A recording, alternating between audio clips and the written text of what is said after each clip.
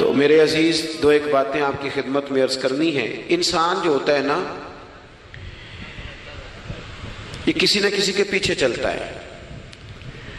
سارے لوگ ہی کانوں کے کچے ہوتے ہیں، بس اتنا فرق ہوتا ہے، کچھ تھوڑے زیادہ کچے ہوتے ہیں، کچھ تھوڑے کم کچے ہوتے ہیں۔ انسان اپنے مزاج کے لحاظ سے تقلید کرنے کا، پیچھے چلنے کا مزاج رکھتا ہے۔ اس کی طبیعت ہوتی ہے، یہ کسی کی بات مانتا ہے، کسی کی سنتا ہے، پیروی مزاج ہوتا ہے۔ کچھ لوگ یہ بات مانتے ہیں کہ میں فلانے کو فالو کرتا ہوں، کچھ مانتے نہیں، لیکن سبھی کسی نہ کسی کے پیچھے۔ حضرت شیخ الاسلام خواجہ قمر الدین سیالوی رحمۃ اللہ علیہ کی خدمت میں ایک شخص نے آ کے کہا کہ آپ امام اعظم کی تقلید نہ کیا کریں، امام صاحب کی بات نہ مانا کریں۔ تو خواجہ صاحب شیخ تو تھے ہی، طریقت اور تصوف میں تو اللہ تعالیٰ نے انہیں دسترس عطا فرمائی تھی، وہ منطقی اور فلسفی بھی بڑے تھے۔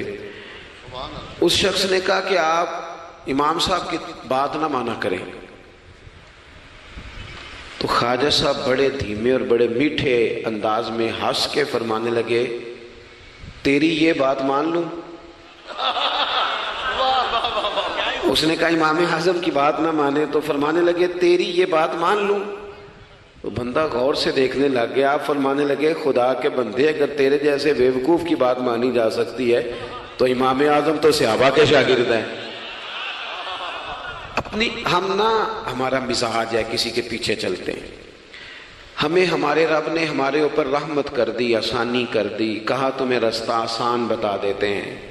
لَقَدْ كَانَ لَكُمْ فِي رَسُولِ اللَّهِ أُسْوَةٌ حَسَنَةٌ، تمہارے لیے نبی پاک کی زندگی میں بہترین نمونہ ہے، بہترین۔ آپ پڑھیں لوگوں کو، آپ کسی شخص کو پڑھیں گے، پھر اس پر جو تنقید ہو رہی ہوگی، وہ تنقید برائے تنقید ہو یا تنقید برائے تعمیر ہو، آپ جب اس تنقید کو پڑھیں گے تو کہیں نہ کہیں آپ کو لگے گا کہ اس بندے میں قباحت بھی ہے، اللہ والوں کو چھوڑ کے۔ لیکن رسول پاک صلی اللہ علیہ وسلم کی ذات ایسی ہے کہ آپ حضور کو جس جہد سے بھی پڑھیں گے، جس انداز میں بھی پڑھیں گے، آپ کا کلیجہ ٹھنڈا ہوگا، دل کو اطمینان ہوگا، ذہن مطمئن ہوگا، اور اللہ تعالیٰ سینے کو فراخی عطا فرمائے گا۔ ہمارا چونکہ زیادہ تر مزاج جذبات میں رہنے کا ہے، طبیعت اس طرح کی ہے، ہم کچھ چیزوں کو باریک بینی سے سوچتے نہیں، گہرائی میں نہیں اترتے۔ رسول پاک صلی اللہ علیہ وسلم کو اللہ نے بڑی شانیں عطا فرمائی، حضور کو اللہ نے بڑی عظمتیں عطا فرمائی، بڑی۔ اللہ کے رسول صلی اللہ تعالی علیہ وسلم امام الانبیاء ہیں۔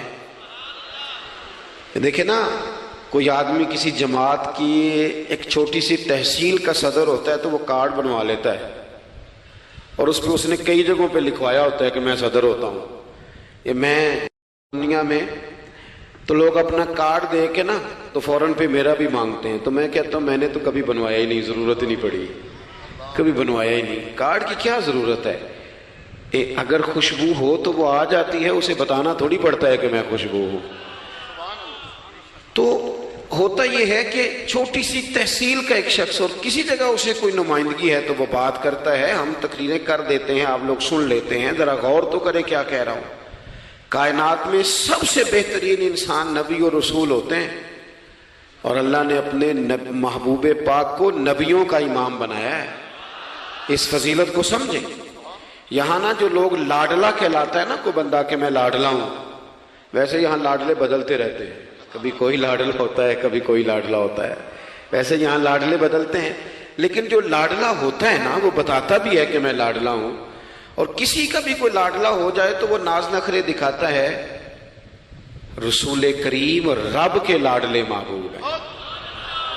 لیکن جو بات میں نے آپ کی خدمت میں عرض کرنی ہے، آپ اس پر توجہ کریں گے۔ حضور امام الانبیاء ہیں، اللہ کے محبوب ہیں، نبی پاک علیہ السلام کا پتھروں نے کلمہ پڑھا ہے، چاند حضور کے اشارے پر ڈوبتے ہوئے واپس لوٹ آیا ہے، سورج ڈوبتے ہوئے آ گیا ہے، چاند کے 2 ٹکڑے ہوئے ہیں، یہ ساری حضور کی شانیں۔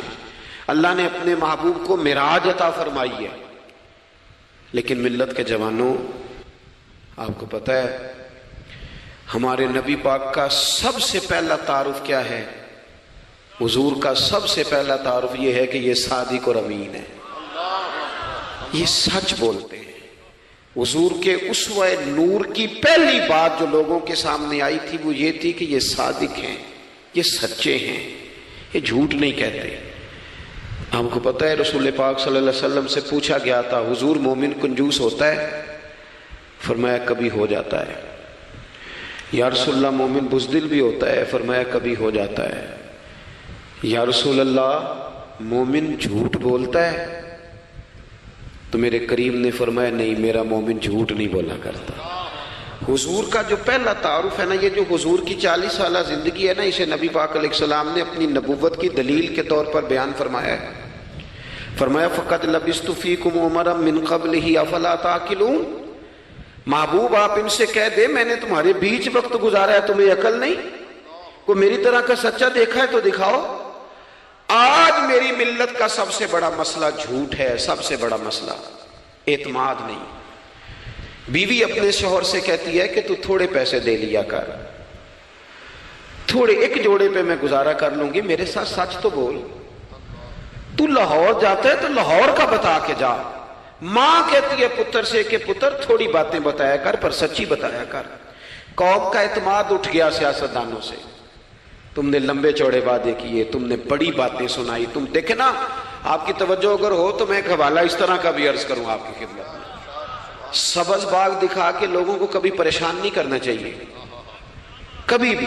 یہ ہمارے پیر بھلا کیا کرتے ہیں بیچارے، ایک کرامت اللہ خیر کرے کبھی کوئی ایک بن جاتی ہے نا تو پھر وہ کمپنی کی مشہوری کا ذریعہ بنتی ہے۔ وہ کہتے ہیں اس کرامت کو بھی فیس بک پہ ڈالو۔ میں نا کراچی جا رہا تھا تو لاہور میں تھوڑا سا مریض ہوں، مجھے الرجی ہو جاتی ہے، زیادہ دیر بیٹھ نہیں سکتا، تو ایک کانفرنس میں مجھے شرکت کرنی تھی۔ تو ایئرپورٹ سے ہی میں نے دوستوں سے پوچھا موسم تمہارا کیسا ہے؟ کہنے لگے پیر صاحب بڑی گرمی ہے اور شدت ہے بڑی، اے سی چلا کے بھی گاڑی میں دقت ہے۔ تو میں نے کہا اچھا دعا کرتے ہیں اللہ بارش برسا دے۔ تو یہ دعا لاہور ہو رہی تھی، میں کراچی ایئرپورٹ پہ اترا تو بارش ہو رہی تھی۔ تو وہ جو مجھے لینے آئے تھے نا صاحب، وہ گاڑی میں ایک بندے کو کہہ رہے ہیں کہ وہ پیر صاحب نے لاہور آکھیا سی تو 1.5 گھنٹے جمی آ گیا ہے۔ وہ میں نے اسے کہا وہ بس کر، اب آگے نہ بتا، ایسا نہ ہو کہ 2-4 لوگ آ جائیں کہ پیر صاحب جو کہتے ہیں وہ ہو جاتا ہے۔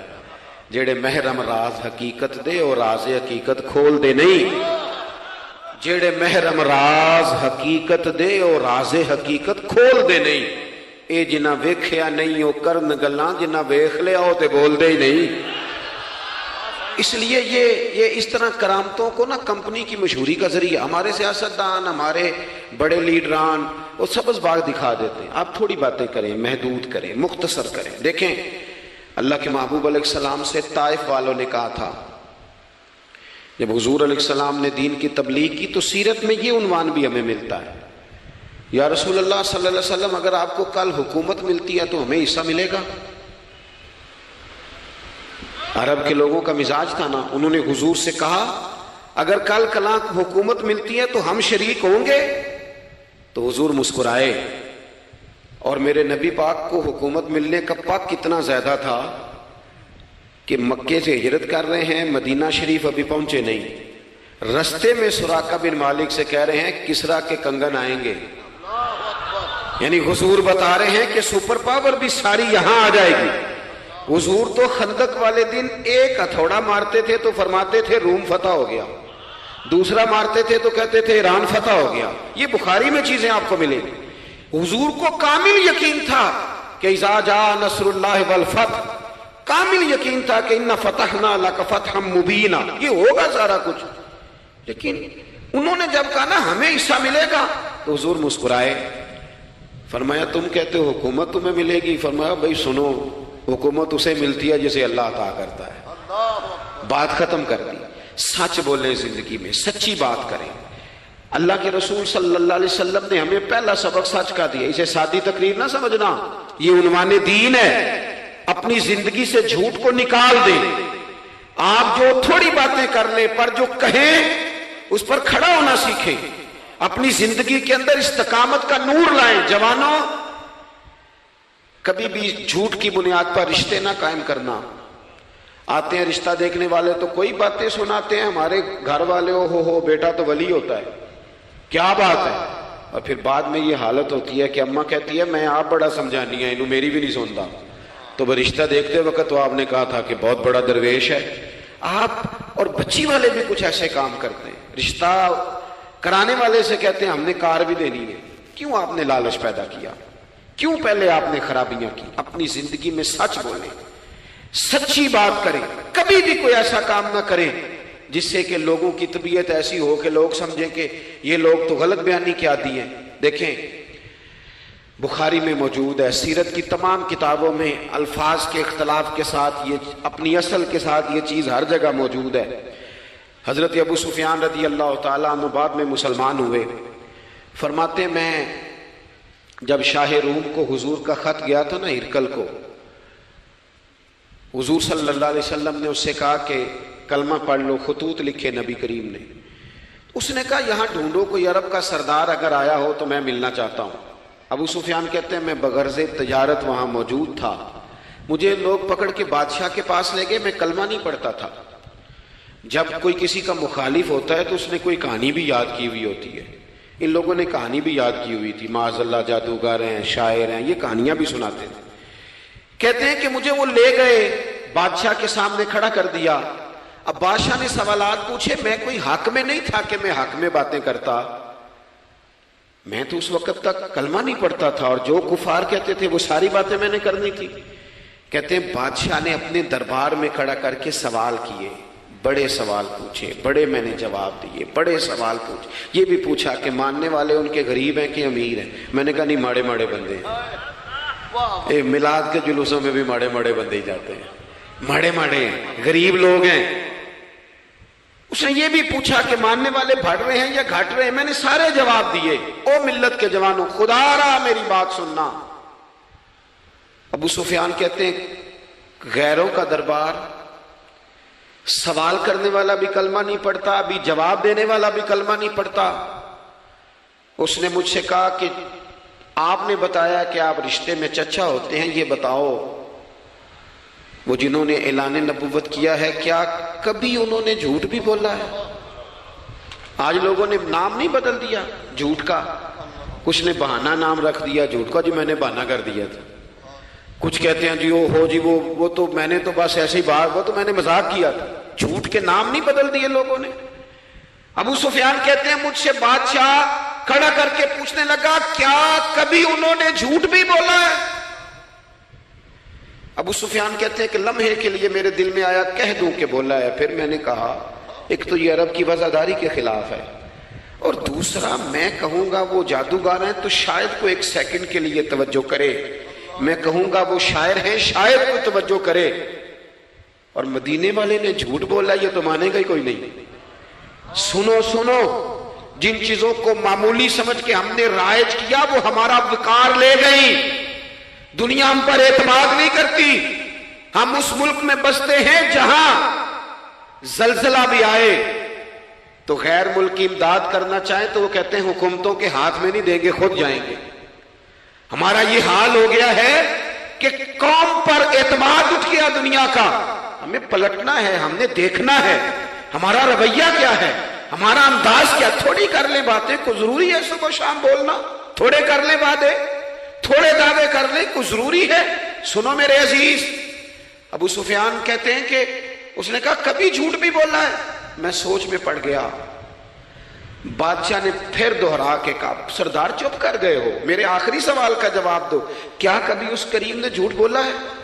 ابو سفیان کہتے ہیں میرے ہاتھ میں چھڑی تھی، میں نے وہ زمین پر رکھی اور میں کھڑا ہو گیا، میں نے کہا سردار سن، وہ میرے رشتے میں بھتیجے ہیں، میری بڑی مخالفت ہے، میں نے ان کے خلاف جنگیں لڑی ہیں، کبھی وہ غالب آئے کبھی میں غالب آیا، آج تک میں لڑ رہا ہوں، لیکن میں ایک بات تو میں ذمہ داری سے کہتا ہوں، میں غیر نہیں ہوں، وہ میرے بھتیجے ہیں، میں نے ان کو ماں کی گود میں بھی دیکھا ہے، دادا کے کندھوں پہ بھی دیکھا ہے، چچا کے گھر میں بھی دیکھا ہے، ختیجہ کا دولہا بنے بھی دیکھا ہے، زینب سے لے کر فاطمہ تک بیٹیوں کو گود میں کھیلتے بھی دیکھا ہے، میں نے انہیں بدر اور احد میں آتے بھی دیکھا ہے، میرے سامنے پیدا ہوئے اور میرے سامنے ان کے بالوں میں سفیدی آئی، مخالفت اپنی جگہ پر، پر میں تمہیں یہ بات ذمہ داری سے بتاتا ہوں، اس محبوب کی زبان سے جو بھی نکلتا ہے حق اور سچ ہی نکلا کرتا ہے۔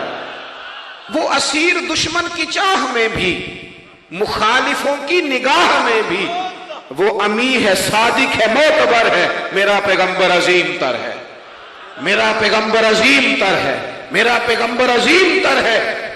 ابو سفیان کہتے ہیں میں یہ لفظ کہے تو کتنے ہی لوگ دربار میں رو پڑے، ایک سناٹا چھا گیا، کوئی صحابی نہیں وہاں، کوئی نعرہ لگانے والا نہیں، کوئی اپنا نہیں، لوگ رو پڑے۔ کہتے ہیں بادشاہ نے چادر اٹھائی کندھے پہ رکھی، کچھ دیر سوچتا رہا، پھر وہ چل دیا۔ میں نے پیچھے سے آواز دی، میں نے کہا تو نے اتنے سوال پوچھے، میں نے اتنے جواب دیے، کوئی رزلٹ بھی تو بتانا کیا نکلا، نتیجہ کیا ہے؟ تو بادشاہ نے پلٹ کے میری طرف دیکھا، کہنے لگا سردار نتیجہ تو نکل آیا نا یار، جس بندے بندوں سے جھوٹ نہیں بولا وہ یہ جھوٹ کیوں بولے گا کہ میں اللہ کا رسول بن کے آیا؟ اس نے او میرے بھائی اپنی زندگی میں سچ لاؤ، خدا را ہمارے گھروں سے لے کر حکومت کے ایوانوں تک ضرورت سچ کی ہے، ضرورت سچ کی ہے۔ دوسری بات، اپنی زندگی میں دیانتدار ہو جائیں، چھوڑ دے سامنے والا کیا کر رہا ہے، میں اپنے اس ممبر سے دیانتدار ہوں کہ نہیں، یہ میں نے اللہ کو جواب دینا ہے۔ میں نے جتنی عزت سمیٹی ہے دین کے نام پہ سمیٹی ہے، میں نے اللہ کو جواب دینا۔ ہم سارا دھیان دوسروں کا رکھنے لگ گئے۔ حضرت خواجہ نصیر الدین چراغ دہلوی رحمۃ اللہ علیہ سے بادشاہ نے آ کے وظیفہ پوچھا تھا، حضرت کو وظیفہ بتائے، تو خواجہ صاحب فرمانے لگے اپنا کام دیانتداری سے کر، یہی سب سے بڑا وظیفہ ہے۔ اپنی زندگی میں دیانتداری، امانت داری، آپ اس طرح کے ہو جائیں کہ آپ جس طرح آپ سمجھے نا کہ یہ حرام جانور ہے تو میرے منہ میں جائے گا تو مجھے الٹی آئے گی۔ آپ کبھی دیکھیں نا کہ حرام گوشت کوئی آپ کو بتا دے، آپ دو لقمے آپ نے کھا بھی لیے، لطف آیا، تو کسی نے کان میں کہا یہ تو ذبح ہی نہیں ہوا تھا، بیمار تھا، تو الٹی آ جاتی ہے کہ نہیں؟ بولو کہ آ جاتی ہے؟ انسان کا ذہن قبول کرتا ہے حرام کھانے کو؟ 2 کلو گوشت پہ الٹی آتی ہے تو 2 کروڑ روپے پہ کیوں نہیں آتی؟ ہمارے ایک دوست ہیں، یونیورسٹی کے لیکچرار ہیں، مجھے ایک دفعہ فرمانے لگے پیر صاحب عجیب بات ہے، ایک بندے کو نا کہیں جوتا پڑا مل گیا، بڑا قیمتی تھا پر ایک پیر تھا جوتے کا۔ ہماری دیانتداری کچھ اس طرح کی ہے، ایک پیر ملا، جوتا بڑا قیمتی تھا، مہنگا تھا، تو اس نے اس کا مالک ڈھونڈنا شروع، یہ کس کا ہے، یہ کس کا ہے، یہ کہ شور کر رہا ہے، لیکن تھوڑا سا آگے جا کے جوتے کا دوسرا پیر مل گیا، پر اس نے مالک ڈھونڈنا بند کر دیا۔ اس کو اب اس کا دوسرا پاؤں مل گیا تو اب اس نے، یعنی کئی دیانتدار بڑے دیانتدار ہیں لیکن دوسروں کے معاملے میں، اپنے معاملے میں نہیں۔ اپنی زندگی میں انصاف کریں۔ میں مسجد میں جمعہ پڑھاتا ہوں، میں نے ایک دن اپنے ایک مدرسے کے طالب علم سے پوچھا، بیٹا جمعرات کو میں نے پوچھا، میں نے کہا صبح جمعے میں تقریر کیا کرنی ہے؟ کہتے میں جو فیصلہ نہیں کیتا۔ میں کہا تو بڑا مولوی ہے نا، میں چھوٹا، میں تو جمعہ پڑھا کے شام نو فیصلہ کر لینا بھی اگلے جمعے کی بیان کرنا ہے۔ کیوں؟ میں چاہتا ہوں میں ممبر سے دیانتدار رہوں، میں ایک ہفتہ تیاری کروں، میں نے قوم کو اللہ رسول کا دین بتانا ہے۔ میرا یہ مقصد تو نہیں ہے کہ 1 گھنٹہ مجھے ملے تو میں نے کسی طریقے سے اسے پار کرنا ہے۔ آپ اپنے کام کے ساتھ ہمیشہ دیانت کا مظاہرہ کریں۔ اگر آپ دیانتدار ہو جائیں، حضرت سعید بن عامر رضی اللہ تعالیٰ عنہ کو حضرت عمر نے کہا میں آپ کو ایک صوبے کا گورنر بنانا چاہتا ہوں، رو پڑے، فرمانے لگے اس قابل نہیں ہوں۔ آپ کہیں، مجھے بھی آپ کہہ دیں کہ فلانا عہدہ ملتا ہے تو تیار ہے ساری دنیا، کون انکاری ہے اس کام سے، سب تیار بیٹھے، لیکن روتے تھے لوگ کا جناب میں کہاں کر سکتا ہوں۔ حضرت عمر نے لگا دیا حمص کا گورنر۔ کچھ مہینوں کے بعد حضرت عمر تشریف لے گئے، جا کے پوچھا کہ کیسا ہے، تو پہلے تو ایک لسٹ منگوائی حضرت عمر نے، کچھ مال آیا ہے تو مختلف صوبوں میں بانٹنا ہے، غریبوں کی لسٹ لاؤ۔ ان کے صوبے کی لسٹ آئی تو تیسرا نام گورنر صاحب کا تھا۔ وہ کہا تمہارا گورنر مسکینوں غریبوں میں؟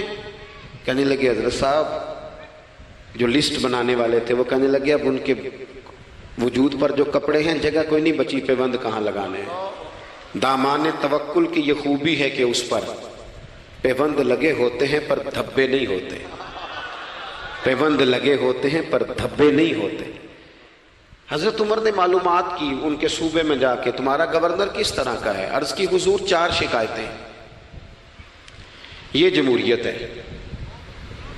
آج تو ہر سیاسی جماعت میں ڈکٹیٹرشپ ہے، آج کہاں جمہوریت ہے؟ آج تو آپ جتنے شاہ کے وفادار ہو جائیں گے اتنا اچھا عہدہ لیں گے، جتنا مرضی قابل بندہ ہو جماعت کے اندر، لیکن اگر وہ پورا تابع دار نہیں تو نظام نہیں چلتا، جتنا مرضی قابل ہو۔ حضرت سعید بن عامر رضی اللہ تعالیٰ عنہ 4 شکایتیں، عام آدمی شکایتیں کر رہے ہیں۔ حضرت عمر نے کہا کون کون سی؟ انہوں نے کہا جی پہلی شکایت یہ ہے کہ ہمارے گورنر، توجہ ہے میرے بھائیوں کی، انہوں نے کہا جی پہلی شکایت یہ ہے کہ گورنر صاحب صرف دن کو ملتے ہیں، انہیں رات کو بھی لوگوں سے ملنا چاہیے۔ دوسری شکایت یہ ہے کہ جب شروع میں آئے تھے تو فجر کے بعد بیٹھ جاتے تھے، مسائل سنتے تھے، اب سورج نکلنے پر اشراق چاشت کے ٹائم 8 9 10 بجے آتے ہیں۔ تیسری شکایت یہ ہے کہ ہفتے میں ایک دن ملتے ہی نہیں۔ چوتھی شکایت یہ ہے کہ کبھی کبھی ایسے رونے لگتے ہیں، بیٹھے بیٹھے بے ہوش ہو جاتے ہیں، تو آپ نے دیوانہ آدمی ہمیں دے دیا ہے۔ حضرت عمر فاروق رضی اللہ تعالیٰ عنہ نے حضرت سعید بن عامر کو مجمع میں پوچھا، جناب آپ پبلک کے نمائندے ہیں، آپ کو سوالوں کے جواب دینے چاہیے، بتلائیے نا۔ اور یہ پبلک کے نمائندے صرف سیاستدان نہیں ہوتے، پیر صاحبان بھی ہوتے ہیں، مسجد کا خطیب بھی ہوتا ہے۔ اگر حضرت عمر سے پوچھا جا سکتا ہے کرتا کہاں سے آیا، تو پیر صاحب سے بھی تو پوچھا جا سکتا ہے نا، ان کو بھی جواب دینا چاہیے، ان کو بھی بتانا چاہیے، اس لیے کہ وہی تو دعویٰ کر رہے ہیں فقر بتانے کا۔ تو حضرت عمر نے 4 سوال کہا، سعید آپ کے ذمے 4 سوالوں کے جواب ہیں۔ تو حضرت سعید بن عامر نے گردن جھکائی، کہنے لگے پہلے ہی کہا تھا میں گورنری کے قابل نہیں۔ فرمایا اب تو بن گئے ہونا، جواب تو دینا ہے، حضور بتلائیے۔ فرمایا پہلا سوال آپ سے یہ ہے کہ یار لوگ کہتے ہیں رات کو کام پڑ جاتا ہے اور آپ ملتے نہیں۔ تو حضرت سعید بن عامر نے اپنی داڑھی پکڑ لی، عرض کی حضور یہ ساری سفید ہو گئی ہے، بڑھاپا ہے، دن مخلوق کے لیے رکھا ہے، رات اپنے رب کے لیے رکھی ہوئی ہے۔ اگر پھر بھی کسی کو شوق ہو تو سعید بن عامر جب بھی ملے گا مسجد میں ملے گا، ساری رات بارگاہ ربوبیت کی او سنگیو تھوڑا مسلح بھی یار مضبوط کر لو، تھوڑا سا نا، ہم نہ تھک گئے ہیں فون سن کے۔ بہت سارے لوگ ایسے ہیں جن کے وجود نہیں اتنی تھکے جتنے دماغ تھک گئے، کمنٹس پڑھ کے، کمنٹس دے کے، رائے دے کے، بڑے بڑے باصلاحیت لوگوں کے حافظے کمزور ہو گئے ہیں۔ خدا را اپنی صلاحیتوں کو زنگ لگا لو گے۔ یہ تو جتنے لوگ ہیں میڈیا چلانے والے، ان کو تو میڈیا چلانا ہے، اور اب تو پتہ نہیں کتنے چینل اور کتنے لوگ اور سوشل میڈیا پہ کتنے، اور ادھر کتنے تو ادھر کتنے۔ خدا را کچھ وقت اگر مسلح پہ ملے تو آپ یقین کریں روح تازہ ہو جاتی ہے۔ لمبی لمبی دعائیں مانگیں، اپنے رب کو اپنے دکھ سنائیں، رسول پاک کی بارگاہ میں یہ نذرانے پیش کریں، آپ محسوس کریں گے وجود طاقتور ہو گیا۔ حضرت سعید بن عامر کہنے لگے رات مسلح پہ گزارتا ہوں۔ دوسرا سوال آپ سے یہ کرنا تھا کہ یہ لوگ کہتے ہیں کہ آپ پہلے فجر میں آ جاتے تھے، آپ اشراق چاشت کے بعد 9 10 بجے نکلتے ہیں۔ تو حضرت سعید بن عامر نے گردن جھکائی، کہا یہ میرا راز تھا، میری پرائیویٹ بات تھی۔ کہا جناب اب تو لوگوں کا سوال ہے۔ تو آپ فرمانے لگے میرے گھر میں خادم کوئی نہیں، غریب آدمی، بیوی بیمار ہو گئی ہے، 35 سال اس وفادار عورت نے میری ڈیوٹی کی ہے، بیماری میں چھوڑ دوں تو وفاداری تو نہیں نا۔ سویرے اٹھتا ہوں، گھر کا کام کرتا ہوں، پھر بیوی کے لیے ناشتہ بناتا ہوں، اسے کھانا کھلاتا ہوں، تیاری کرتے آتے دیر ہو جاتی ہے۔ دوسرے سوال پر لوگ رو پڑے۔ کہا تیسرا اعتراض آپ پہ یہ ہے کہ ہفتے میں ایک دن ملتے نہیں۔ تو حضرت سعید بن عامر کہنے لگے میں نے کہا تھا میرا پردہ نہ کھولا جائے، میں بڑا راضی ہوں رب کی عطاؤں پہ، میں کیوں کسی کے سامنے اپنا دکھ بیان کروں۔ گردن کو جھکا دیتا ہے خیرات کا پتھر، جہاں میں مانگنے والوں کے سر کبھی اونچے نہیں ہوتے، اور غیرت ہے بڑی چیز جہانے تگ و دو میں، پہناتی ہے یہ فقر کو تاج سردارا۔ آپ موقع دیں جی، بڑی مہربانی، چھوڑ دیں جی، تھوڑی 1 منٹ صرف جی ہمیں دیں، بولیں نہیں پیار سے جی، ناراض نہیں ہونا، آپ ہمیں موقع دیں۔ بات بھی اب تقریباً قریب ہونے کے قریب آئی۔ کہا حضرت سیدنا سعید بن عامر رضی اللہ تعالیٰ عنہ نے فرمانے لگے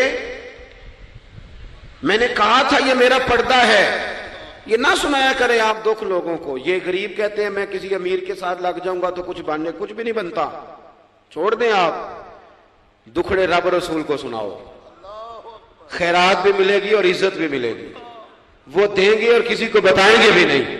حضرت سعید بن عامر رضی اللہ تعالیٰ عنہ سے تیسرا سوال ہوا، کہا جناب آپ ہفتے میں ایک دن ملتے نہیں، تو فرمانے لگے میرا راز تھا پر بتا دیتا ہوں، جوڑا ایک ہی ہے میرے پاس، ہفتے میں ایک دن دھو لیتا ہوں، پھر بیوی کے کپڑے پہن کے سارا دن بیٹھا رہتا ہوں، اگر دوسرا جوڑا ہو تو یہ کام نہ کروں۔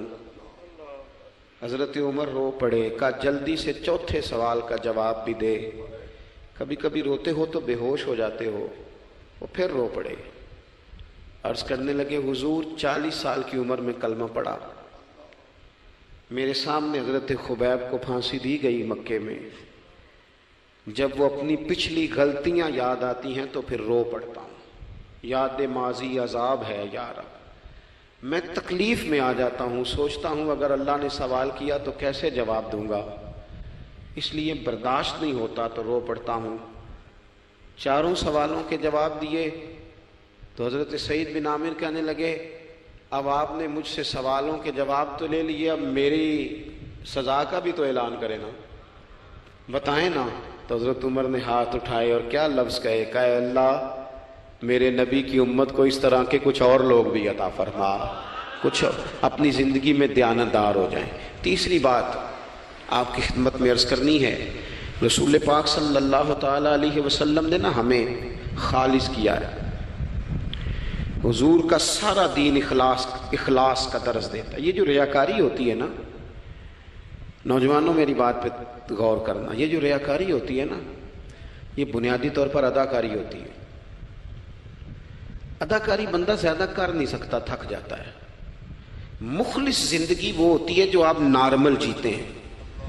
مخلص آپ ہوتے ہیں جب آپ اپنی والدہ کے پاس نہیں بیٹھے ہوتے، آپ نے جب 5 اسٹار ہوٹل میں روٹی کھانی ہے نا تو پھر آپ کو پلیٹ کے ساتھ ٹیشو پیپر بھی ساتھ رکھنا پڑتا ہے، پھر رج کے روٹی کھائی بھی نہیں جاتی۔ رج کے کب کھائی جاتی تھی؟ میں ایک جگہ مجھے بڑے اچھے ہوٹل میں رکھا گیا اور مجھے بڑا انہوں نے محبت کی، تو جب میں لوٹ رہا تھا نا واپس پاکستان تو مجھے کہہ رہے تھے آپ کو مزہ تو آیا ہوگا، میں نے کہا نہیں جی، سچ پوچھیں تو پھر یہ ہے کہ مزہ جب ہی آتا تھا جب اماں سویرے روٹیاں پکاتی تھی، وہ کہندی سی پتر ہے پیڑا نہ اتنے کول ہی لے آ، تو اس کے پاس بیٹھتے تھے، تو پھر اماں جب سالن دیتی تھی تو کہتی تھی ہور نہیں ملنا، دوجیوں بھی دینا ہے۔ اور پھر لطف اس وقت آتا تھا جب بار بار کہتے تھے اماں جی چلو تھوڑا جاتے تھے ہونا تھوڑا سا، تو پھر اماں کئی دفعہ کہتی تھی کہ میں نے وہ اس سے نکال کے فریج میں رکھ دیا، بڑے بھائی نے کام سے آ کے روٹی کھانی ہے، اب یہ برتن ہے اسی کو صاف کر لے۔ او بھائی میں نے اپنے ابا جی کو دیکھا خودداری کا، میں نے ایک دن ان سے پوچھا میں کہ ابا جی تو انہوں پسند کی ہے، ہم پڑھتے تھے نا انٹرویو اخباروں میں تو 2-4 سوال ہر بندہ پوچھتا تھا، اب تو انٹرویو زیادہ لوگ لیتے ہیں تو اب تو کبھی اتنا موقع ہی نہیں ہوتا، کس کا سنیں کیا کریں، یہ تو چھوڑ دیا کام۔ اخبار میں کبھی انٹرویو آتا تھا تو مسجع مکفہ ہوتا تھا، لکھنے والے بھی اچھے ادیب ہوتے تھے، جملے چبھتے نہیں تھے طبیعت، تو 2-4 سوال بڑے ضروری ہوتے تھے، پھول کون سا پسند ہے، کھانے میں کیا پسند ہے، رنگ کون سا پسند ہے، یہ 2-4 سوال ہر ایک سے ہوتے تھے۔ میں نے اپنے والد صاحب سے ایک دن پوچھا میں کہ ابا جی تو انہوں پسند کیے، تے فرمان لگے پتر جے تے لگی ہوئے بھوک تے پھر ہر تے جے نہ لگی ہوئے تے پھر نخرے ہی نخرے نے، تو اس لیے بھوک لگی ہو۔ وہ ہمیں پتہ کیا بتاتے تھے، میں آج بھی نا بہت ساری چیزیں گاڑی میں رکھ لیتا ہوں، آج بھی جو کھانا اپنی مرضی سے کھاتا ہوں وہ پیٹ بھر کے کھایا جاتا ہے، جو تصویروں کی شدت سے باہر ہوتا ہے وہ کھایا جاتا ہے، اس کو آپ قبول کر لیتا آپ کا وجود۔ یاد رکھنا میرے عزیز، میرے نبی پاک صلی اللہ علیہ وسلم نے فرمایا ہے بہترین روٹی وہ ہے جو تو اپنے ہاتھوں کی کمائی سے کھاتا ہے، وہ بہترین رزق ہے جو تو، اور حضور نے فرمایا اللہ کے نبی حضرت داؤد محنت کر کے کھانا کھاتے، دعوتوں پہ جا جا کے تو بندہ بیمار رہنے لگ جاتا ہے، وہ تو کام ہی ختم ہو جاتا ہے۔ والد صاحب کہا کرتے تھے کہ لو میں پا دیتے نے تانوں دانے پڑھولے چ تے ماں تہاڈی نے تانوں چار پا دیتا ہے، لو ہن تانوں پرواہ نہیں ساریاں گرمیاں، موج کرو، یہ اصل تھا ہمارا، اس پہ واپس آ جائیں، اس پہ آ جائیں، یہ صحت افزا روٹیاں یہ کھائیں، بڑی گاڑیوں کا اور بڑی چیزوں کا شوق چھوڑ دیں، محنت ڈٹ کے کریں، لیکن زندگی اصل پہ لے آئیں، اصل زندگی خالص ہوتی ہے۔ میرے نبی پاک صلی اللہ علیہ وسلم نے فرمایا ریاکار، میں پوری حدیث نہیں سناتا، اشارہ کرتا ہوں. حضور نے فرمایا ریاکار اگر عالم بھی ہو، ریاکار اگر سخی بھی ہو، حتیٰ کہ صحیح حدیث میں فرمایا ریاکار شہید بھی ہو اور ماری جائے اس نیت سے کہ لوگ مجھے شہید کہیں گے، تو فرمایا صبح قیامت اللہ ان اعمال پر بھی اجر عطا نہیں کرے گا. اپنی زندگی میں اخلاص پیدا کرے، اور جب خلوص آتا ہے، جب للہیت آتی ہے. مشکل ترین خلافت حضرت ابوبکر صدیق کی ہے. یہ جو حضرت عمر نے بڑی اعلیٰ خلافت کی ہے نا، یہ بنیادیں حضرت ابوبکر نے مضبوط کر کے دی تھی. فتنوں کے تو سر کچل دیے تھے حضرت صدیق اکبر نے. اب حضرت عمر کے لیے کام کرنا انہوں نے آسان کر دیا تھا. میں اکثر کہا کرتا ہوں کہ حضرت عمر کی خلافت کی مضبوطی میں بڑا کردار حضرت ابوبکر صدیق کا ہے. اگر وہ مضبوطیاں نہ کرتے اتنی تگڑی تو کام آگے چلتا نہیں تھا. حضرت سیدنا ابوبکر صدیق کو بڑے فتنوں کا سامنا تھا. ختم نبوت کے محاذ پر کام کرنا ہے، منکرین زکوٰۃ پیدا ہو گئے، امت کو سنبھالنا ہے. یہ ساری ڈیوٹیاں کر کے نا دنیا سو جاتی تھی.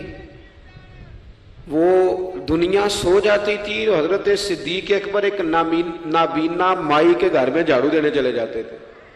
جب بندہ مخلص ہو جاتا ہے نا، ایک نابینا معذور عورت جھاڑو دے رہے ہیں، جب تھوڑا سا وقت بچتا نا عصر کے لیے، یہ ٹائم میں نے اپنے لیے رکھا ہوا ہے، تو مدینہ شریف میں ایک بیوہ تھی جس کی 5-6 بیٹیاں تھی، بیٹا کوئی نہیں تھا. اس کے گھر جاتے تھے، بکریوں کا دودھ دھو کے آتے تھے. معمولی آدمی نہیں، خلیفہ وقت کی بات. کس لیے؟ یہ کام روحانی تسلی کا باعث بنتے، یہ کام آپ کو سکون دیتے، یہ آپ کے اندر وہ طاقت پیدا کرتے ہیں کہ آپ لڑ سکتے ہیں دنیا سے. جب آپ کے پیچھے دعائیں ہوتی ہیں تو پھر میدانوں میں کھڑا رہنا آسان ہو جاتا. حضرت عمر فاروق فرماتے ہیں تیسرا دن تھا جناب صدیق اکبر کے وصال کو. میں مسجد نبوی شریف میں بیٹھا تھا تو 2-3 چھوٹی چھوٹی بچیاں آ گئیں. آ کے کہنے لگی چچا آپ خلیفہ بنے. میں نے کہا ہاں. ہمارے ساتھ چلیں گے؟ میں نے کہا پتر تمہارے ساتھ کیا ہے؟ کہنے لگی ابو بکر صدیق عصر کے بعد ہمارے گھر آتے تھے، ہمارا بھائی کوئی نہیں، باپ انتقال کر گئے، بکریوں کا دودھ دھو کے دے جاتے تھے، کچھ بیچ کے گزارا کر لیتی تھی، کچھ پی لیتی تھی. 3 دن سے میری ماں رو رہی ہے، میری بہنیں روتی ہیں، اکھاں جدو میٹیاں زمانہ مینو روے گا. اونج تے بے قدراں کچھ قدر نہ جاتی، کیتی خوب تسلی ہو، لیکن اکھاں جدو میٹیاں زمانہ مینو روے گا. اپنا تے اپنا بیگانہ بھی مینو روے گا. جدو نہ میں دسیا میں خاراں نو میخانے وچ، پھر جام ٹوٹ جان گے تے میخانہ مینو روے گا. کئی لک لک رون گے تے کئی بک بک رون گے. گلیاں دا یانا تے سیانا مینو روے گا. اور کسی نے کہا تھا میرے مرنے پہ ہر سو شور مچ جائے گا دیکھو گے. یہ رحمت کی امید لگاتے کہا، کرم کی امید، عاجزی سے کہا، نذرانے میں کہا کسی درویش نے. کہنے لگے میرے مرنے پہ ہر سو شور مچ جائے گا دیکھو گے. کہنے الوداع سرکار خود تشریف لائیں گے. اور کسی نے کہا تھا کہ بعد مرندے مکھڑا میرا ہو جاوے گے تازہ، پھر سمجھ لینا محبوب میرے نے آن پڑیا جنازہ. تو بھائی اپنی زندگی میں اخلاص پیدا کرے. ہم نا غریب لوگ بھی امیروں سے تصویر کھنچوانا پسند کرتے ہیں. امیروں سے اپریشیٹ کرنا چاہیے محنت کرنے والے آدمی کو. جس کو پسینہ آ گیا نا ریڑھی پہ کھڑے ہوئے، وہ بڑا باوقار آدمی، اسے پسینہ آ گیا. میں ابھی بھی کبھی کبھی جوتا گنڈوا لیتا ہوں، چونکہ میں نے دیکھا ہے میرے ابا جی مجھے کہتے تھے لے جا جتیاں توڑے پا کے ساریاں گنڈا لیا، تو یاد ہے تو میں ابھی بھی چلا جاتا ہوں. تو ہمارے ایک پرانے موچی ہیں، میں ان کے پاس ایک دن، وہ بڑے خوددار آدمی، 5 روپے کے 10 دے دے نا، وہ ان کو 10 دے دو، کہتے چوکا اپنے 5 روپیے. وہ ایک شاعر بیٹھے تھے نا، تو شاعر بھی بیچارے کئی اسی طرح کے ہوتے ہیں، ناراض نہ ہو جائیں شاعر، لیکن وہ کئی دفعہ نا ان کو بھی دیکھ کے لگتا ہے کہ کئی دنوں سے بیچارے نے روٹی نہیں کھائی. تو وہ موٹی چادر لیے گرمیوں میں کسی چوک میں بیٹھا تھا نا شاعر، تو کوئی بندہ جاتے ہوئے 5 روپے دے گیا. اس نے کہا یہ کیا ہے؟ کہنے لگا کھانا شانا کھا لینا. پر شاعر نے کمال بات کی، اس نے کہا یہ آرزوئے کرم اور میں آپ سے کروں، یہ آرزوئے کرم اور میں آپ سے کروں، یہ بھیک اس کو دیجیے جس کا خدا نہ ہو. اور میرے اعلیٰ حضرت کیا کہتے ہیں؟ کہتے ہیں کروں مدح اہل دول رضا،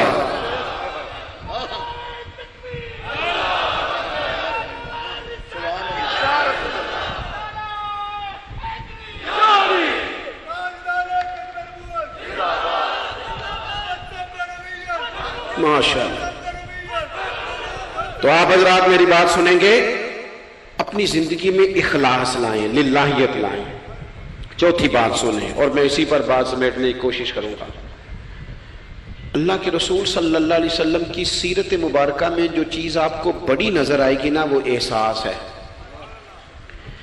जब सीने आहिस्ता आहिस्ता सख्त होने लग जाते हैं ना, हम ना कुछ बातें सोच के अपने आप को सख्त कर लेते हैं। हमारा जब ऐसा जो नया भर्ती होता है वो खिदमत के जज्बे से आता है, वो कहते हैं मैंने सारे काम सही करने हैं। फिर उसको ना आहिस्ता आहिस्ता पता लगने लग जाता है कि कुछ लोग झूठा पर्चा भी दर्ज कराते हैं। उसे फिर आहिस्ता आहिस्ता पता लगने लग जाता है कि ये सामान इनका तो गया था 1.5 लाख का, तो इन्होंने 6 क्यों लिखवाया है। फिर कुछ वो फिर सख्त होने लग जाता है। लोगों को देख के सख्त ना हो, सख्त ना हो। फिर आपके पास बड़ी बातें, मुझे एक दफा एक साहब ने कहा आपको तकरीर पे बुलाना है, पैसे कितने लेते हैं? मैंने कहा दे दो को 1.5-2 करोड़ रुपया। कहने लगे तो बहुत ज्यादा नहीं। तो मैं क्या बिकना है तो फिर बंदा चाज ना बिके। अब तेरा ख्याल है 25-30 हजार अपना रेट लगवा ले, इतने लो हो जाए, सानू तख्त हजारे दी लोड़ की है, नाले की लगे शहर बमोल दे नाल असी अपनी बाल के सेकने। मैंने बहुत बड़ा मदरसा शुरू किया, बाहर गला नहीं लगाया। मुझे एक साहब कहने लगे खैर ते है तो हम पैसे कितों आंदे ने? मैं क्यों उथों जिथों आंदे नजर नहीं आंदे। फाजिल बरेलवी कहते करो मद है अहले दुवल रजा, और पड़े इस बला में मेरी बला, मैं गदा हूं अपने करीम का, मेरा दीन पा रहा है ना नहीं। और कौन देता है देने को मुंह चाहिए, देने वाला है सच्चा हमारा। मैंने तो माजरत भी करनी थी। मेरा ख्याल है कि 35 से 37 के बीच लोग ऐसे थे यहां से जो आज सुबह से सरे शाम तक फोन करते रहे कि आपने चाय हमारी तरफ पीनी है, खाना हमारी तरफ खाना है। मैं इन दोस्तों से अक्सर कहा करता हूं जो मेरे साथ होते हैं, मैं कहता हूं कि लोग तलाश करते रहते हैं, ढूंढते रहते हैं कि रात रहने को जगह मिले, और हमारा ये हाल है। किस नाम पे? रसूलुल्लाह के दीन के नाम पे, हुजूर के दीन के नाम पे। अपनी जिंदगी में एहसास पैदा करें। अगर आपको आप सख्त हो सकते हैं, कुछ भी कह के सख्त हो जाएं, कुछ भी कह के। मुझे मेरे संगी कहते रहते हैं 7-8 घंटे का आप सफर करके जाते हैं तो आप फोटो वालों पर सख्ती करें, आपने किसी से नहीं मिलना, मैंने जरा आराम करना है, मैंने थोड़ा लेटना है। तो मैं कहता हूँ यार अपनी औकात भी तो हमें देखनी चाहिए। कौन किसी को मिलता है, कुछ और है। एहसास पैदा करें कौम का, अपने दिल में एहसास लाएं। जब आप सख्त हो जाते हैं ना तो फिर आप सबके लिए हो जाते हैं। जब बंदा सख्त हो जाता है ना, थोड़ा थोड़ा ना हमें लालची बनाया गया है। मुख्तलिफ चीजों पे इनाम रखे गए, मुख्तलिफ रंगों में लोगों को मुख्तलिफ अंदाज में कायल किया गया, मिजाजों में कुछ भरा गया है। वो इस तरह का माहौल बन गया कि बाप ने जवानी पुत्र को दे दी। सारी जिंदगी वो जो लोग सऊदी अरब यहां से गए थे 35 साल उन्होंने वहां कंबल नहीं बदला। जिस कंबल में उन्होंने जाते खरीदा था वापसी पे भी वही था। रिहाइशें यहां बनी वहां नहीं बनी। मैंने बैरून मुल्क ऐसे लोग देखे हैं जो 3 वक्त रोटी नहीं खाते, 2 वक्त खाते हैं कि घर पैसे भेजने। लेकिन लालच इतना उरूज पे चला जाता है बाज घरों का, सबका नहीं बाज का, कि उसी बाप को जिसने जिंदगी लगा दी, बच्चे कह रहे होते हैं अब्बा जी आपको ढाब का काम कर लेते तो आज हमारे बारे ने अरे ना हो जाता। मुझे एक बुजुर्ग फरमाने लगे पीर साहब बाला को भी इज्जत कराने ली अब्बे का मालदार होना जरूरी है। खुदा रा इससे बाहर आए, एहसास पैदा करें। जब एहसास आ जाए, कुरान मजीद ने मेरे नबी पाक की शान ये बयान की है कि अजीजुन अलैहि मा अनितुम हरीसुन अलैकुम बिल मुमिनीन रऊफुर रहीम। ये कमाल है, इससे आगे क्या कोई हाशिया दे सकता है। रब फरमाता है लोगों तुम मुशक्कत में पढ़ो तो मेरे नबी को तकलीफ होती है। आप कभी हदीसें पढ़े ना तो रोंगटे खड़े होते हैं। आपको दर्जनों हदीसें इस उन्वान की मिलेंगी कि हुजूर फरमाते हैं मेरा दिल करता है लंबी नमाज पढ़ाऊं, नमाज अल्लाह की, दिल हुजूर का करता है। फरमाया दिल करता है लंबी नमाज पढ़ाऊं, लेकिन पीछे से किसी बच्चे के रोने की आवाज आती है, किसी बूढ़े बीमार का ख्याल आता है, मैं नमाज छोटी कर देता हूं। हुजूर फरमाते हैं मेरा दिल करता था हर वुजू के साथ मिसवाक जरूरी करार दे दूं, पर तुम्हें तकलीफ होगी, नहीं जरूरी करार दे। आप एहसास की शिद्दत तो देखें। फरमाया मेरा जी चाहता था کہ میں تہجد اپنی امت پہ ضروری قرار دے دوں، لیکن میں نے اپنی چاہت نہیں دیکھی، غلاموں تمہاری نیند دیکھی ہے۔ وہ دوستو اتنا احساس دشمن جب قابو آتے ہیں نا۔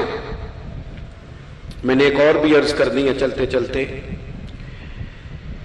جو سیاسی فرقہ واریت ہے نا آج ملک کے اندر، آپ جس جماعت کو ٹھیک سمجھا آپ نے، آپ وہاں چلے گئے، جس نے جس کو ٹھیک سمجھا، لیکن ہم سب سے پہلے مسلمان ہیں، اس کے بعد پاکستانی ہیں۔ ہمیں اخلاقیات کا دائرہ کبھی نہیں چھوڑنا۔ اختلاف کے بھی آداب ہوتے ہیں، اختلاف جس سے بھی کریں دلیل کی حد تک کریں، اس کی ذات تک اتر کے نہیں۔ مہذب قومیں یہ کام نہیں کرتی۔ حضرت ابو ایوب انصاری نے حضرت عمر سے اختلاف کیا اور سخت کیا، کہا جناب یہ آپ نے، حضرت عمر کو بات کرنے لگے تو حضرت ابو ایوب انصاری کھڑے ہو گئے، کہنے لگے، یا حضرت ابو ذر غفاری کھڑے ہو کے کہنے لگے نہ آپ کی بات مانیں گے نہ آپ کی اطاعت کریں گے۔ فرمایا میں نے کیا کیا ہے؟ تو کہنے لگے چادر تو ایک ایک بٹی تھی، تو آپ نے اسی چادر کا کرتا اسی کا تامت کیسے بنا لیا؟ حضرت عمر فاروق نے، انہوں نے سوال کیا تھا، حضرت عمر نے دلیل دی، فرمایا میرے بیٹے سے پوچھ لو۔ حضرت عبداللہ ابن عمر کہنے لگے ایک چادر چونکہ مجھے بھی ملی تھی میں نے اپنے ابا کو دے دی، لہذا کرتا بھی بن گیا۔ اور اب ہمارے ہاں نا دلیل ملنے پر بھی لوگ اعتراض نہیں چھوڑتے، کیونکہ ذاتی ہوتا ہے نا، دلیل تک تو اختلاف ہوتا نہیں۔ او میرے بھائی، اختلاف کے بھی آداب ہونے چاہیے۔ وہ کسی نے کہا تھا کہ تعلق توڑ دینے کے بھی کچھ آداب ہوتے ہیں، کسی کو چھوڑ دینے کے بھی کچھ آداب ہوتے ہیں۔ اور کسی نے کہا تھا کہ قاتل کو کوئی قتل کے آداب سکھائے، دیکھو دستار کے ہوتے ہوئے سر کاٹ رہا ہے۔ کوئی ایک چیز چھوڑ دے۔ ہمارے ہاں اتنی شدت ہو گئی، اور بچے ہمارے ورکر سیاسی جماعتوں کے، خدا را آپ نے یہیں بسنا ہے، یہی رہنا ہے، یہ آپ کے اپنے لوگ ہیں، مہربانی کریں آپ ضرور ہائی لائٹ کریں کسی کی غلطی، لیکن دائرہ تہذیب کبھی نہ چھوڑیں۔ کبھی مجھے تو ایک دو دفعہ ملے ہیں، میں نے ان سے کہا مہربانی کریں، آپ کیا مزہ لے رہے ہیں آپ قوم کو تقسیم کر کے، خدا را کچھ سوچیں۔ آپ کا شغل لگا ہوا ہے، اور یہاں غریب کا یہ حال ہے کہ یہ ابھی عید آ رہی ہے نا، ہم نے بھی کچھ نیکیاں بند کر دی ہیں بعض چیزوں پہ۔ یہ رمضان شریف گزرا ہے نا، میرے جیسے آدمی کو لوگ نیک سمجھتے ہیں اور اپنے دکھڑے سناتے ہیں۔ یہ رمضان گزرا ہے تو بیٹیوں کی شادیاں شروع ہوئی ہیں۔ اب لڑکوں والے تو نیک ہو گئے، اب تو وہ جہیز ہی نہیں مانگتے۔ یہ خبر پتہ ہے آپ کو؟ منڈے والے داج منگنا چھڈتا جی، وہ نیک ہو گئے۔ وہ کہندے اسی تہاڈے کو جہیز نہیں لینا، بس 600 بندے دی روٹی پکانی تسی تے صحیح پکانی جے منڈے تے 11 ایکو واری آنا ہے۔ کبھی نہیں روٹی کھائی لڑکے کے دوستوں نے اپنے گھر۔ رمضان میں کھل کر سخاوتیں کرنے والوں، رمضان کے بعد بھی سوچا کرو، اور راشن ونڈن والے لوگ کو عیدوں بعد بھی بھوک لگ دیجئے، عیدوں بعد بھی بھوک لگ دیجئے۔ رمضان میں ثواب زیادہ ہے، لیکن سخاوت تو سارا سال ہی ہے۔ تو کچھ چیزیں ایسی ہیں، ہمیں حضرت سیدنا عمر فاروق نے جب جواب دے دیا نا کہ اس طرح ہے، اب وہ اختلاف دلیل تک تھا، اختلاف دلیل تک تھا، تو حضرت ابو ایوب انصاری اٹھ کے کھڑے ہو گئے، اعتراض کیا، جواب مل گیا تو پتہ کیا فرمانے لگے؟ کہنے لگے عمر، رب تجھے میری طرف سے بہتر صلہ دے، اب تو حکم کر، ہم سنیں گے بھی اور تیری اطاعت بھی کریں گے، اب ہم آپ کے پیچھے چلیں گے امیر المومنین۔ تو دلیل تک رکھیں چیزوں کو، دلیل مل جائے تو بات کو ختم کریں۔ تو میرے بھائی، احساس اپنی طبیعت میں جب ہم پیدا کرنے لگیں گے، احساس بڑی مشکل ہے غریب کی زندگی۔ امیر تو دوستی امیروں سے لگا لیتا ہے، جب انسان اپنی گاڑی میں سفر کرتا ہے تو پھر وہ کرایہ 5 روپے بڑھ جائے تو اسے تکلیف کوئی نہیں ہوتی، کیونکہ اسے پتہ ہی نہیں۔ بہت سارے امیروں کو تو پتہ ہی نہیں کہ گھی مہنگا ہو جائے تو گھر کے بجٹ پہ بوجھ کتنا پڑتا ہے، ان بیچاروں کو تو پتہ ہی نہیں، تو وہ اس احساس کو کیسے پیدا کریں گے؟ وہ نہیں کر سکتے، اس کے لیے وہاں سے گزر کے آنا پڑتا ہے۔ رسول پاک کی زندگی میں جو احساس کی شدت ہے اسے آپ سمجھیں۔ دشمن جب ہتھے چڑھتا ہے تو پھر، اور دشمن بھی سخت گیر قسم کا ہو تو بندہ اسے چھوڑتا نہیں۔ لیکن حضرت انس بن مالک فرماتے ہیں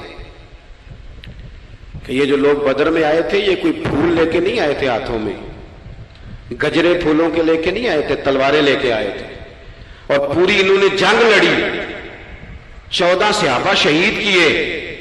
لیکن جب ان کو لا کے باندھا گیا نا مدینے میں تو غصہ تھا صحابہ کو، کس کس کے ہاتھ باندھے۔ حضرت عباس بھی تھے، جب وہ ہائے ہائے کرتے تھے نا، مخالف تھے. توجہ ہے میری بات پر؟ او بھائی، جو پیار بیٹی پہ آتا ہے وہ بہو پہ بھی تو آنا چاہیے نا. اس پر بھی تو وہ بھی تو کسی کی بیٹی ہے نا. اگر تجھے اپنے بیٹے کی دھوپ تنگ کرتی ہے تو ملازم کے پتر اگر دھوپ میں کھڑے ہیں تو وہ بھی تو تجھے احساس ہونا چاہیے، ورنہ خود غرض ہو جائیں گے ہم. بات ختم کر رہا ہوں، غور کرنا. حضرت انس بن مالک کہتے ہیں میں مسجد نبوی شریف میں حاضر ہوا تو بے چینی کے عالم میں کبھی حضور ادھر جاتے تھے، کبھی ادھر آتے تھے، کبھی ادھر جائے. یا رسول اللہ کیا ہوا؟ یہ وہ لوگ تھے جنہوں نے ستایا تھا، آج باندھا ہے، حضور کیا ہوا؟ تو نبی کریم فرمانے لگے تم نے رسیاں زور سے باندھ دی ہیں، یہ ہائے ہائے کرتے ہیں، مجھے نیند نہیں آتی، ان کی رسیاں ڈھیلی کر دو. عزیز علیہ ما عنتم، حضور کے سینے میں درد رہا. وہ درد کبھی حضور کو طائف لے جاتا، کبھی کہیں، اور وہ درد کی وہ پیار کی شدت اتنی تھی کہ جب بڑی تکلیف دی نا میدان احد میں اور دانت مبارک شہید کر دیے تو حضرت صدیق اکبر نے کہا یا رسول اللہ دعا کریں یہ تباہ ہو جائیں. تو ہاتھ اٹھائے نبی پاک نے، دعا کیا کی؟ کہا اللہ انہیں ہدایت دے دے، انہیں پتہ ہی کوئی نہیں یہ کیا کر رہے. تو میرے عزیز، ایک تو اپنی زندگی میں سچ لائیں، خدا را سچ بولیں، آپ پکے وعدے کریں. میں ایک دن اپنی مسجد کے امام صاحب سے عرض کر رہا تھا، میں کہہ رہا تھا اگر آپ کہتے ہیں نا کہ 4:20 پہ فجر ہوگی تو 21 پہ نہ پڑھائیں، آپ نے وعدہ کیا 4:20 کا. قوم کو تو انتظار کرنا چاہیے 1-2 منٹ، کوئی حرج نہیں، لیکن ہم جو وعدے کرتے ہیں ہمیں بھی پورے کریں. سچ بولیں، دیانتداری کا مظاہرہ کریں، زندگی خالص گزاریں، جس کے ساتھ بھی وقت گزاریں اس کی خیر خواہی کریں، مخلص ہو جائیں، اور اپنی زندگی احساس والی کریں. امام غزالی فرمایا کرتے تھے تو بانٹنے کا ارادہ کر، رب بانٹنے کی توفیق بھی دے دے گا. تو پروگرام تو بنا. اللہ کی بارگاہ میں دعا کرتا ہوں جن احباب نے اتنا سارا پنڈال اتنی محبت اور جد و جہد سے سجایا ہے، اللہ تعالیٰ انہیں دین دنیا کی برکتیں عطا کرے.